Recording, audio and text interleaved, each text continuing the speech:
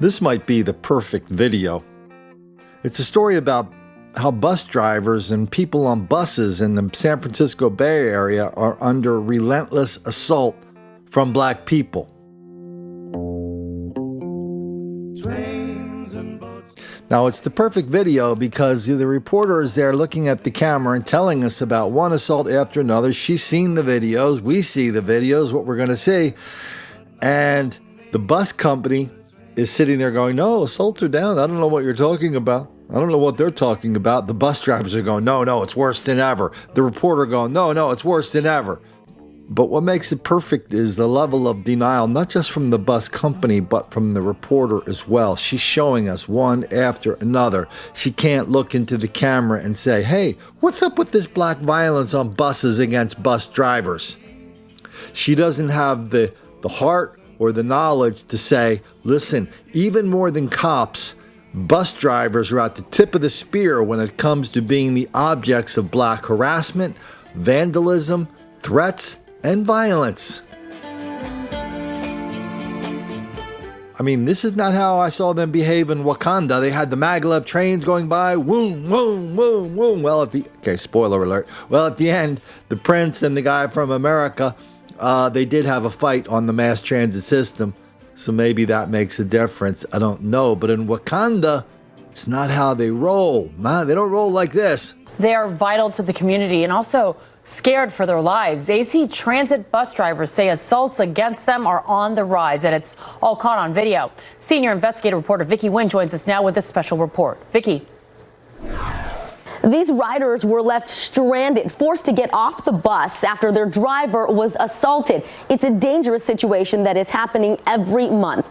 We reviewed more than 200 incidents since 2014 and found these attacks happen more often than the public or even the transit district is aware. We want to warn you, some of the video is very disturbing.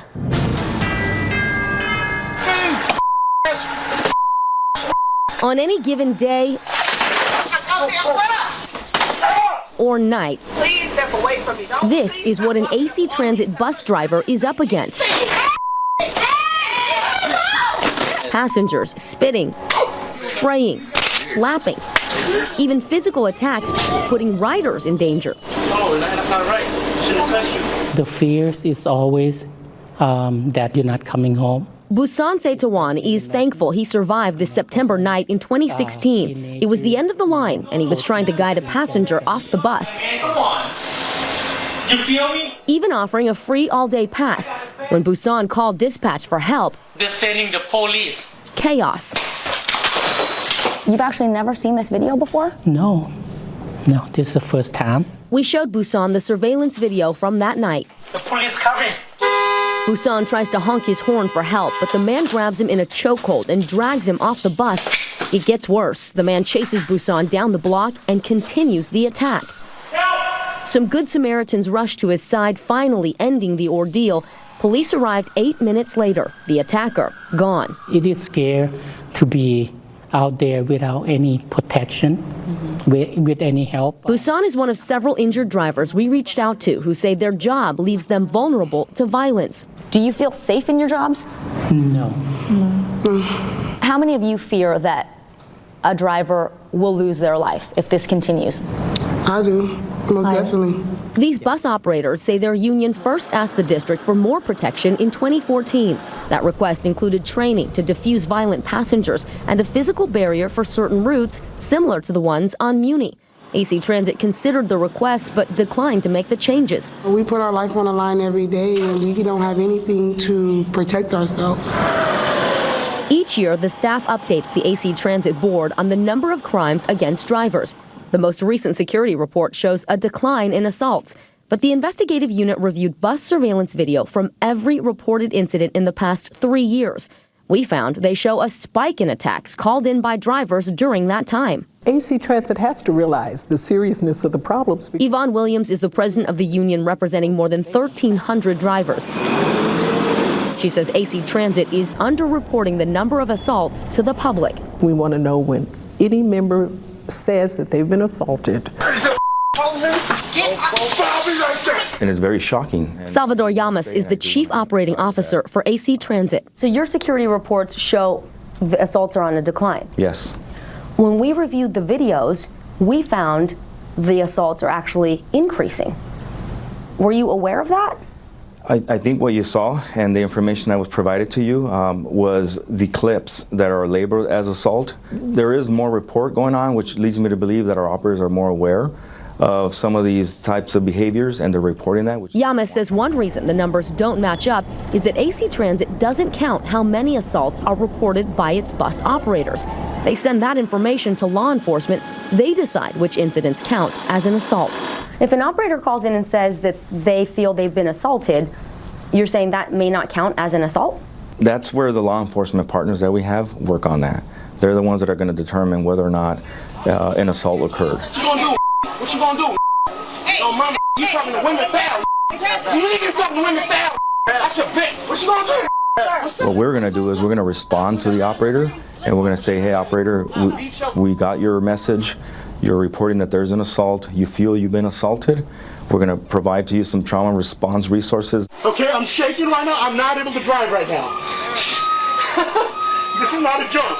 Yamas says the agency is now responding to driver concerns by testing out a protective shield on some of its buses. The drivers say they've been asking for this for years. Why did it take so long?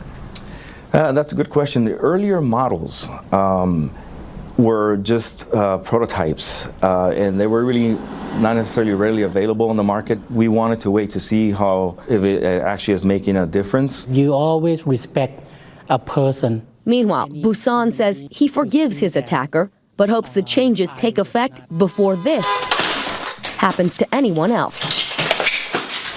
AC Transit says the shields should be installed on the buses by this summer.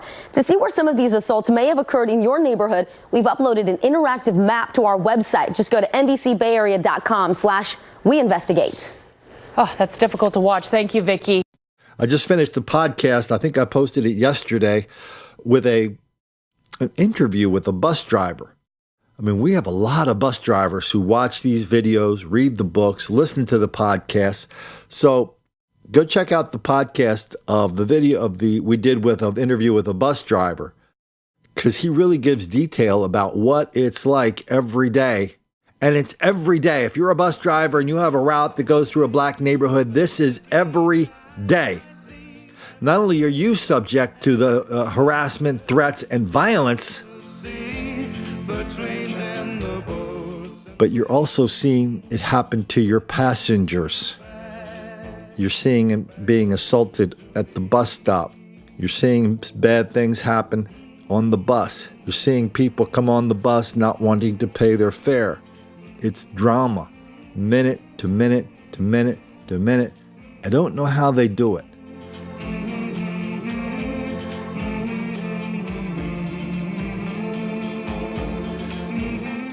Because being a bus driver in this country, whether it's Chicago, San Francisco, or anywhere around the country, nobody really cares about your driving record. They just want to know if you know how not to make the black kids angry.